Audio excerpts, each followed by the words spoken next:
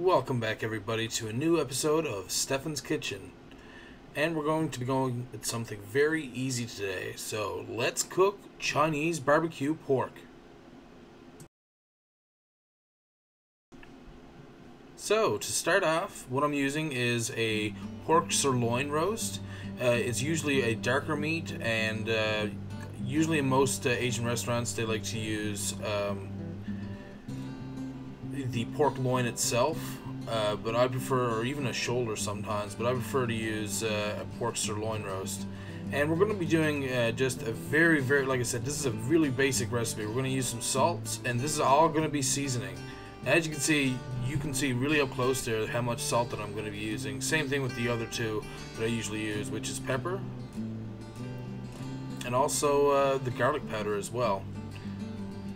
See, I'm being generous with it, but some people might think that's a bit too much. That's actually the perfect amount for seasoning, at least according to my palate anyways. That's the way I like it.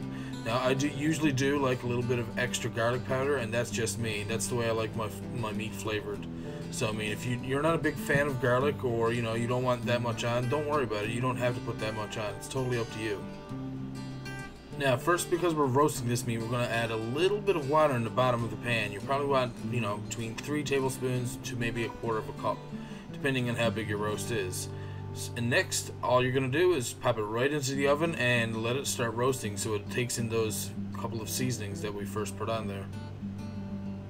Next, we're going to set the temperature on our oven, and you're going to want to set that to about 350. And probably cook the roast between a half an hour and 45 minutes, depending on how big your roast is. Once the roast is slightly roasted, what you're going to do next is add in the sauce to give it the flavor. I like to use this. I use hot Calbee sauce because I like some of my roast to be a little bit spicier when I'm doing some Asian food, but that's just me. You can also get an original one as well, or any other type of, I guess, Asian-inspired barbecue sauce. As you can see there, I just used the remainder of my bottle. I just pour it right over the roast, and that's pretty much all you have to do with it.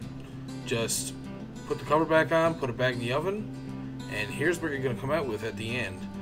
Now, a sirloin roast tends to shrink a little bit, but it tends to be completely all meat the whole way through.